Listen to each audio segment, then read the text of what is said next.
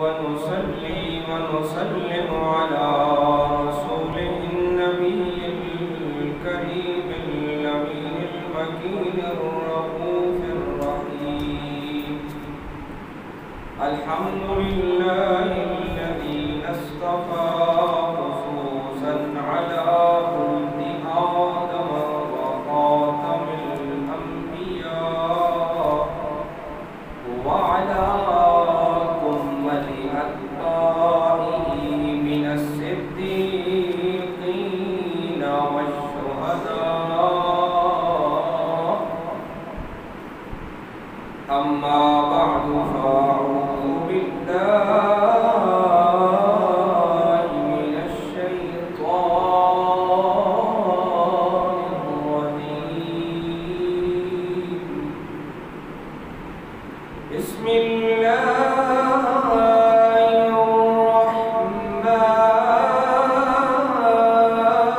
الرحيم.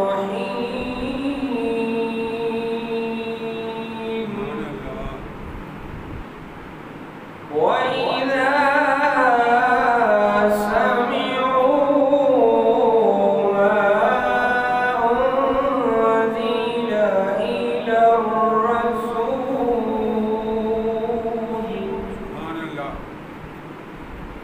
إلى الرسول ترى أعينهم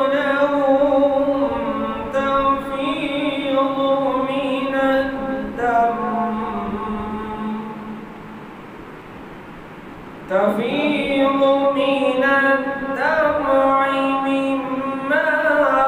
عرفوا من الحق يقولون ربنا آمنا فاكتبنا مع الشاهدين.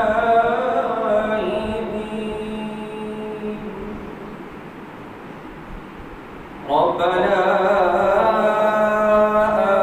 آمنا فاكتبنا مع الشاهدين.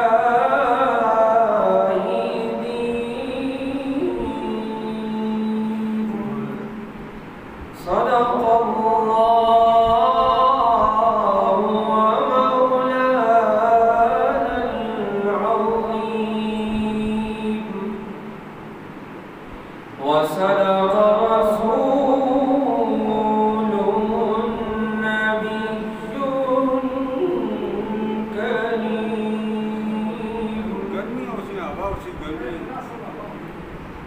إن الله وملائكته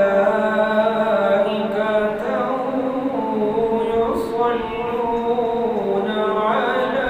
النبي يا أيها الذين آمنوا صلوا عليه وسلموا تسليما. اللهم صل على سيدنا محمد وعلى آل سيدنا محمد وبارك وسلم.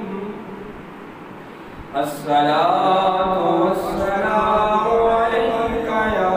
سيدي يا رسول الله وعلى آلك وأصحابك يا سيدي يا حبيب الله. اللہ جل مجدہ وجل شانہ کی حمد و ثنا آقا کریم نبی کریم امام الانبیاء خاتم الانبیاء جناب سیدنا محمد مصطفیٰ احمد مجتبیٰ صلی اللہ تعالی علیہ وآلہ وسلم کی بارگاہ اقدس میں ہدیہ درود و سلام پیش کرنے کے بعد سامعین مکرم، خالق کائنات مالک ارض و سماوات کی بارگاہ میں دست بستہ دعا ہے الہ العالمین ہمیں سنانے کے بعد اعمال خیر کی توفیق عطا فرمائے۔ آج ہم قرآن مجید کے ترتیب وار سلسلہ تفسیر میں 7ویں سپارے کا آغاز کر رہے ہیں۔ سبحان اللہ۔ اور یہ اللہ تعالیٰ کی مہربانی ہے، مالک کا فضل اور احسان ہے کہ ہم نے قرآن مجید کے تفسیر کے 6 پارے مکمل کیے، اور یہ محض اور صرف اللہ کی مہربانی اور فضل اور اس کی عطا سے ممکن ہے۔ انسان کی اپنی کوشش یا انسان کی اپنی طاقت یا اس کا علم یا اس کی قوت اس میں کوئی معنی نہیں رکھتی۔ مجھے یاد پڑتا ہے کہ کم و بیش اس میں 5 سے 6 سال کا عرصہ گزر چکا ہے کہ ہم نے قرآن مجید کی تفسیر کا آغاز کیا تھا۔ اگرچہ عوام الناس کو، لوگوں کو اس سے کوئی غرض نہیں ہے، لوگوں کو غرض ہوتی ہے کہ کوئی شعر ہو، آواز ہو، سر ہو اور ایسی چیزیں ہوں جو کانوں کو اچھی لگتی ہوں، لیکن والد گرامی رحمۃ اللہ علیہ نے یہی بتایا کہ کامیابی اس چیز میں نہیں ہے کہ آپ صرف لوگوں کو مطمئن کر رہے ہیں۔ ظاہر ہے کہ یہ محراب و منبر جو ہے اس کی ایک ذمہ داری ہے، اس کا ایک منصب ہے، اور جب یہ منصب سمجھا جاتا ہے کوئی اس کو منصب سمجھے، اور جب کوئی اس کو منصب سمجھتا ہے تو پھر اس منصب کی ذمہ داری ہوتی ہے۔ ایک ڈاکٹر ہوتا ہے تو وہ بظاہر دیکھنے میں لوگوں کو کاٹتا بھی ہے، چیرتا بھی ہے، چھریاں کانٹے اس کا استعمال ہوتا ہے، لیکن وہ حقیقت میں بیمار کے لیے فائدہ مند ہوتا ہے۔ اسی طرح ایک استاد ہے تو وہ بظاہر اپنے شاگردوں کو مارتا بھی ہے، سزا بھی دیتا ہے، غصے بھی ہوتا ہے اور ان کو جھڑکتا بھی ہے، ان کی مرضی کے خلاف کرتا ہے، لیکن در حقیقت میں ہر باشعور اور ہر فطرت کا عقل رکھنے والا انسان اس بات کو تسلیم کرتا ہے کہ استاد کی وہ جو جھڑک ہے، وہ جو سختی ہے، وہ جو غصہ ہے، وہ حقیقت میں پیار پہ مبنی ہوتا ہے۔ اسی طرح والدین ہیں تو والدین اپنے بچوں پر کبھی کبھی سختی کرتے ہیں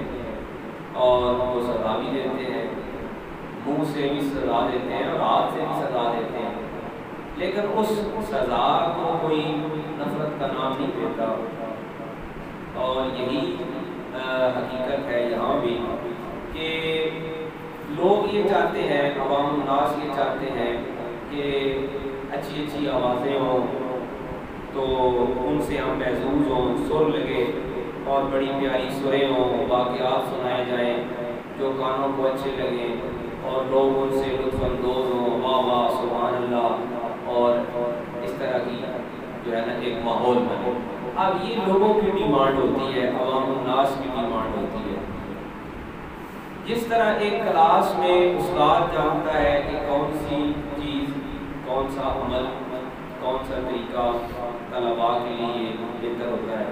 یا والدین جانتے ہیں کہ کون سا عمل، کون سی شے، کون سی چیز اولاد کے لیے مناسب ہے اور کون سی ان کے لیے نقصان دہ ہے، اب یہ والدین طے کرتے ہیں۔ اسی طرح جو ممبر ہے اس کی ایک ذمہ داری ہے، یہ ایک منصب ہے اور اس کی ذمہ داری ہے۔ عوام الناس کا تو تقاضا یہ ہوتا ہے، اسی طرح جس طرح ایک جو ہے نا آپ یوں سمجھ لیں کہ بچہ اپنے والدین سے تقاضا کرتا ہے کہ مجھے فلاں چیز چاہیے، مجھے فلاں شے چاہیے، اور والدین یہ طے کرتے ہیں کہ کون سی چیز جو ہے وہ بچے کے لیے فائدہ مند ہے اور کون سی نقصان دہ۔ اسی طرح عوام الناس کا تقاضا، ہمارے بہت سارے صاحبان محراب و منبر اللہ ماشاء اللہ اس بات کا شکار ہو جاتے ہیں کہ عوام کی ڈیمانڈ یہ ہے کہ سر ہونی چاہیے، واقعات ہونے چاہیے، کوئی قصے کہانیاں ہونے چاہیے جن سے لوگ محظوظ ہوں، واہ واہ سبحان اللہ، اور آوا ہونی چاہیے۔ لیکن اب یہ صاحب محراب و منبر کی ذمہ داری میں شامل ہے، اور یہی چیز ہمیں سکھائی گئی، یہی چیز ہمیں تربیت میں حصے میں ملی کہ یہ ہم نے طے کرنا ہے کہ کون سی چیز عوام الناس کے لیے فائدہ مند ہے اور کون سی نقصان دہ ہے۔ تو میں عرض یہ کر رہا تھا کہ اگرچہ سامعین کا بالکل قطعاً اس میں نہ دلچسپی ہے، نہ ان کی ڈیمانڈ ہے، اور نہ وہ پسند کرتے ہیں۔ تین چیزیں ہوتی ہیں نا، ایک تو یہ کہ ڈیمانڈ کریں، قطعاً ڈیمانڈ بھی کوئی نہیں ہے کہ ہمیں کوئی بندہ آگے کہے کہ آپ ہمیں قرآن مجید کی تفسیر سنائیں، قطعاً کوئی بندہ نہیں کہتا۔ دوسری بات یہ کہ چلے بھائی ہماری ڈیمانڈ نہیں ہے، آپ سنا رہے ہیں تو ہماری دلچسپی ہو، وہ بھی کوئی ایک بندہ بھی پچھلے 6-7 سال میں ہمیں نہیں ملا جس نے آگے یہ کہا ہو کہ ہم سننا چاہتے ہیں، یہ بھی کوئی۔ تیسری بات یہ ہے کہ کوئی آ کے سن رہا ہو، ٹھیک ہے جی آپ سنا رہے ہیں تو ہم اس کو اس تناظر میں اس حوالے سے سن رہے ہیں کہ آپ تفسیر سنا رہے ہیں، یہ بھی کوئی نہیں، یعنی قطعاً کسی طرح کا تعاون نہیں ہے۔ لیکن اس کے باوجود جس طرح میں نے مثال دی کہ ڈاکٹر کاٹتا ہے، ٹانکے بھی لگاتا ہے اور بظاہر مریض وہ چیختا چلاتا ہے، لیکن فائدہ اسی کام میں ہوتا ہے جو ڈاکٹر کر رہا ہوتا ہے۔ استاد صلاح بھی دیتا ہے، غصے بھی ہوتا ہے، جھڑکتا بھی ہے، اور بظاہر یہ لگتا ہے کہ یہ عمل جو ہے نا ناپسندیدہ ہے، لیکن فائدہ اسی میں ہوتا ہے۔ جس طرح والدین بچوں کو بہت ساری چیزوں سے روک دیتے ہیں، بہت سارے اعمال کرنے سے، بہت سارے کام کرنے سے ان کی مرضی کے خلاف کرتے ہیں، روک دیتے ہیں، اسی طرح یہ کام بھی ہے۔ اسی طرح یہ چیز بھی ہے کہ لوگوں کی دلچسپی نہیں ہے، لوگوں کو اس سے غرض بھی نہیں ہے، اور لوگ اس سے لطف اندوز بھی نہیں ہو رہے، لیکن ہمارے منصب کی ذمہ داری یہ ہے کہ ہم لوگوں کو وہ بات پہنچائیں جو پہنچانا ہماری ذمہ داری ہے۔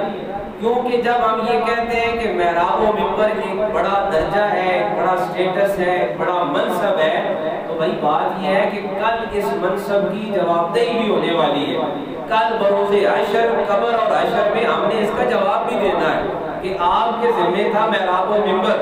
تمہارے ذمہ تھا محراب و منبر، سامعین کی توجہ تھی یا نہیں، وہ سننے آ رہے تھے یا نہیں آ رہے تھے، ان کو اچھا لگ رہا تھا یا اچھا نہیں لگ رہا تھا، اس سے ہماری ذمہ داری کا تعلق نہیں ہے۔ ہماری ذمہ داری یہ ہے کہ ہم نے جو بات شریعت کی ہے، جو بات شریعت کے تقاضے میں شامل ہے، وہ ہم نے سنانی ہے۔ لہٰذا تفسیر کا یہ سلسلہ بزرگوں کی توجہ سے، ان کی نگاہ سے اور ان کی دعا سے جاری ہے۔ اس میں کوئی خاص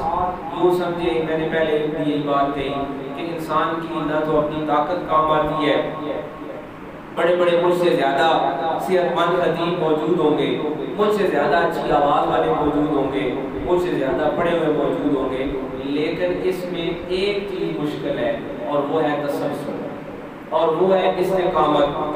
اور دین اسلام میں یقین کریں کہ سب سے مشکل کام جو ہے نا وہ کسی بھی عمل میں استقامت ہے۔ بندہ ایک دن میں 100 نفل پڑھ لے اور اگلے دن نماز بھی کوئی نہ پڑھے، ایک دن میں 100 نفل پڑھ لینا آسان ہے، اور روزانہ 5 وقت کی نماز پڑھنا 365 دن یہ بڑا مشکل ہے۔ اسی طرح کسی ایک دن آپ قرآن مجید کی کسی ایک آیت کا ترجمہ تفسیر پڑھ لیتے ہیں، یہ اور معنی رکھتا ہے، لیکن ایک تسلسل کے ساتھ،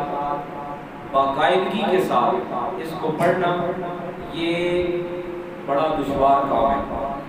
لیکن اس سے بھی زیادہ مشکل ہے اس کو سننا، اس سے بھی زیادہ دشوار ہے اس کو سننا۔ کیوں؟ کیونکہ اس میں لذت نہیں ہے نا، اس میں نہ انسان کو کوئی بات کانوں کو اچھی لگتی ہے اور نہ دل کو کوئی اچھی لگتی ہے، کیونکہ ساری باتیں مزاج کے خلاف ہوتی ہیں، کیونکہ یہ تو رب کی باتیں ہیں، یہ تو الہ کی باتیں ہیں، انسانوں کی باتیں تو ہیں نہیں، کوئی شعر افسانے کہانیاں قصے تو ہیں نہیں۔ ہم عادی ہیں افسانوں کے، قصے کہانیوں کے، جو ہمیں اچھے لگے، ہمارے کانوں کو بھی اچھے لگے، ہمارے دل کو، ہمارے جو نفس ہے، دل سے مراد ہمارا نفس ہے، روح نہیں ہے، روح ہوش ہے، ہمارے نفس کو بھی اچھے لگے۔ تو میں یہ عرض کر رہا تھا کہ آج ہم 7ویں پارے کا آغاز کر رہے ہیں، اور یہ خالق کریم میرے رب کا فضل و احسان ہے کہ ہم اس باوجود ان مشکلات کے کہ سننے میں دلچسپی نہیں ہے، ڈیمانڈ اور تقاضا بھی نہیں ہے، اور یہ دشوار بھی ہے، اس کے باوجود رب نے مہربانی کر رکھی ہے، اور اس کی بارگاہ میں ہم یہ دعا بھی کرتے ہیں کہ اللہ العالمین ہمیں اس پر مزید استقامت عطا فرمائے اور ہم اس کو جاری رکھیں۔ 7ویں پارے کا آغاز ہو رہا ہے، سورۃ المائدہ ہے، اور اس کی آیت نمبر ہے 83، یعنی 83 نمبر آیت ہے اس کی۔ اللہ کریم نے فرمایا کہ جب یہ سنتے ہیں جو کچھ رسول پر نازل ہوا تو ان کی آنکھوں کو دیکھو کہ وہ ابل رہی ہیں آنسوؤں سے، جس طرح انہوں نے حق کو پہچان لیا، پہچان کر لی انہوں نے حق کی، اور پھر وہ کہنے لگے کہ اے ہمارے پروردگار ہم ایمان لائے، اب ہمارا نام گواہی دینے والوں میں لکھ دو۔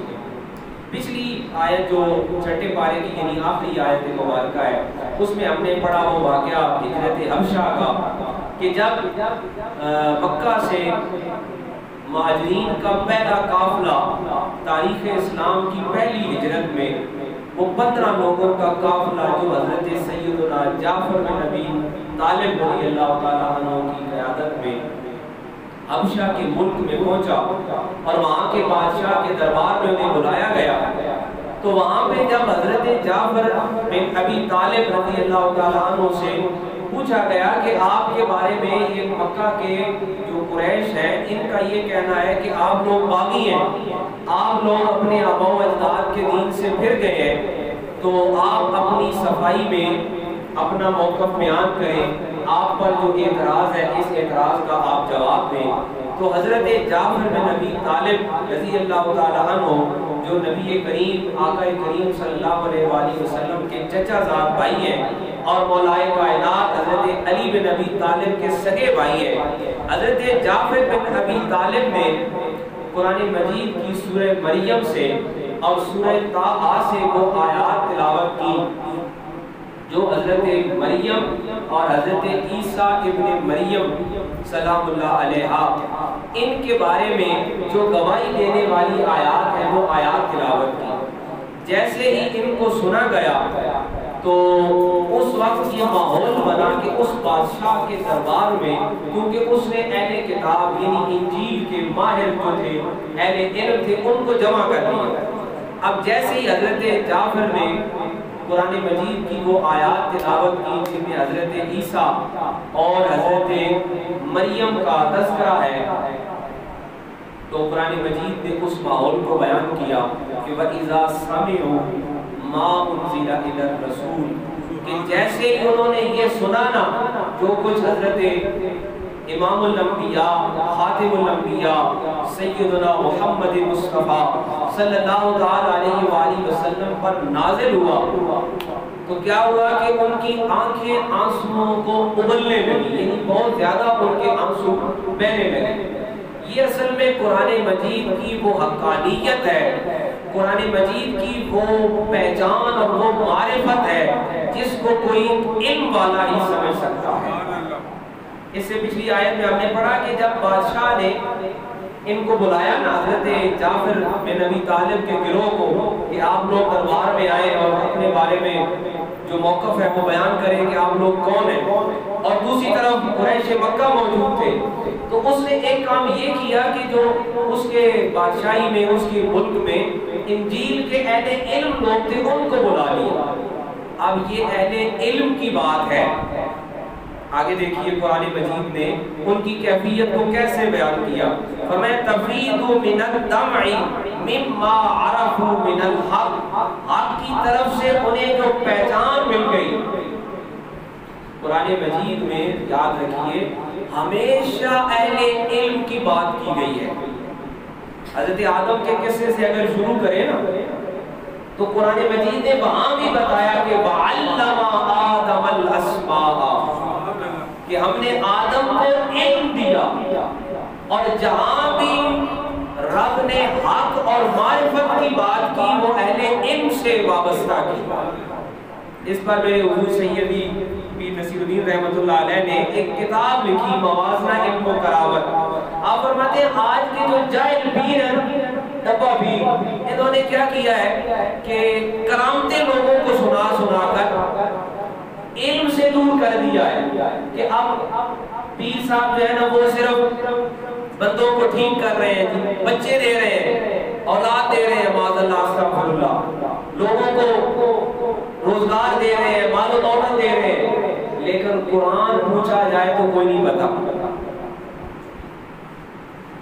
معرفت کی پہچان یہ ہے، اور معرفت کی پہلی سیڑھی یہ ہے، پہلا زینہ یہ ہے کہ معرفت اسی کو حاصل ہوتی ہے جس کا علم سے تعلق ہوتا ہے۔ اور حضرت آدم کی جو ملائکہ پر فضیلت بتائی گئی وہ بھی یہ ہے کہ وَعَلَّمَ آدَمَ الْأَسْمَاءَ، کہ حضرت آدم کو علم سکھایا گیا۔ جس طرح حدیث پاک میں آقا کریم نے فرمایا کہ علم مومن کی میراث ہے، یہاں بھی فرمایا کہ وہ اہل علم تھے، کوئی دوسرا نہ تھا، کوئی مال و دولت والے نہیں تھے، کوئی جادوگر نہیں تھے، کوئی دوسرے لوگ نہیں تھے۔ اور ایک اور بات، ہمارے یہاں لوگ جو ہے نا وہ کرامت پہ بڑا زور دیتے ہیں، اور کرامت کی حقیقت جو قرآن نے بتائی نا، وہ جو حضرت سلیمان علیہ السلام کے واقعات کا تذکرہ ہے کہ جب انہوں نے کہا کہ کون ہے میرے دربار میں ایسا شخص کہ جو ملکہ بلقیس کا جو تخت ہے اس کو کم سے کم وقت میں لے آئے، تو اس کو بھی قرآن نے کہا کہ وہاں پہ ایک کتاب کا علم رکھنے والا موجود تھا۔ سورہ نحل میں فرمایا کہ وہاں پہ ایک کتاب کا علم رکھنے والا موجود تھا۔ یہاں بھی فرمایا کہ یہ جو کتاب کی معرفت ہوتی ہے اور حق کی پہچان ہوتی ہے، ایسے معرفت کا ایک معنی پہچان ہی ہوتا ہے، معرفت کہتے ہی پہچاننے کو ہے۔ یہ جو ہم کہتے ہیں نا فلاں شخص بڑا عارف باللہ ہے، یہ اس کو حق کی پہچان مل گئی ہے، الہ کی پہچان مل گئی ہے۔ فرمایا کہ یہ پہچان انہی کو ملتی ہے جن کا علم سے کوئی تعلق ہوتا ہے۔ اب بادشاہ نے کیا کیا، اس نے کہا کہ میں نے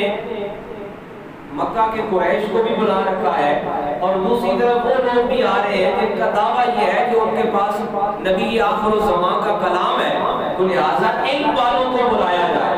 اب بادشاہ نجاشی کا معیار بھی یہ تھا کہ یہ کون طے کرے گا کہ حق پر کون ہے، اس کے لیے علم والے بلائے جائیں۔ اب علم والے جو تھے انہوں نے جیسے ہی سنا، اب یہ دیکھیے علم والوں کی پہچان قرآن یہ بتا رہا ہے وَإِذَا سَمِعُوا، کہ جب انہوں نے سماعت کیا، یعنی قرآن مجید کو جیسے انہوں نے سنا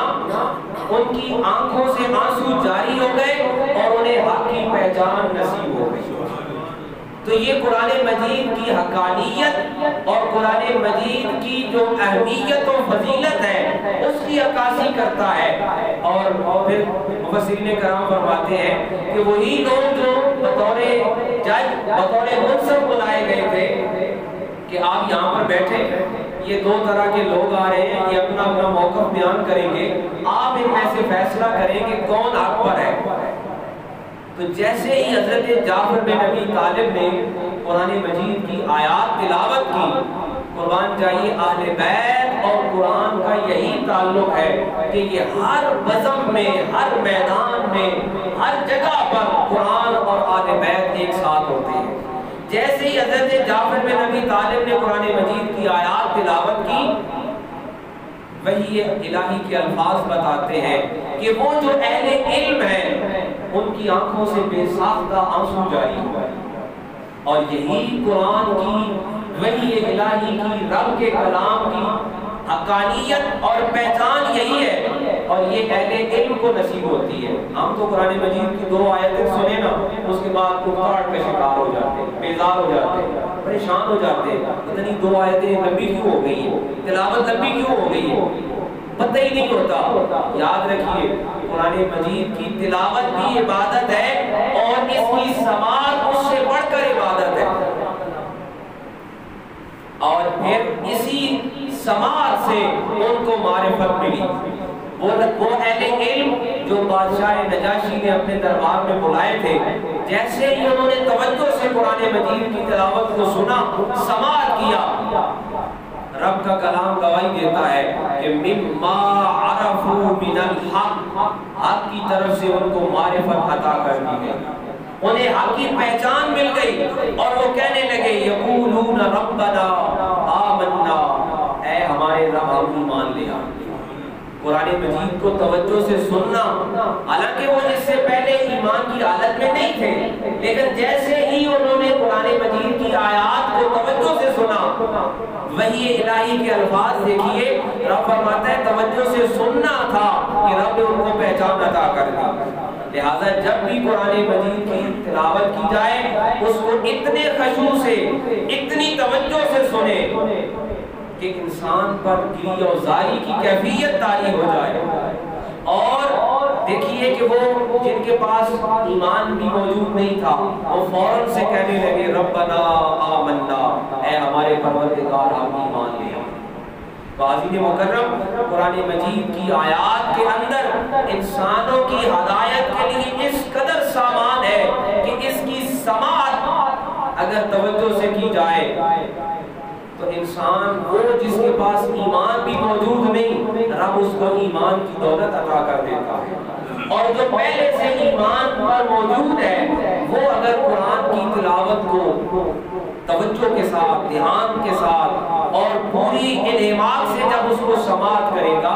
اس کو جو فوائد حاصل ہوں گے اس کا انسان ادراک ہی نہیں کر سکتا۔ الہ العالمین کی بارگاہ میں دعا ہے کہ رب العالمین ہمیں قرآن کی پہچان اور قرآن کا شعور اور قرآن کی جو فہم شناسی ہے وہ عطا فرمائے۔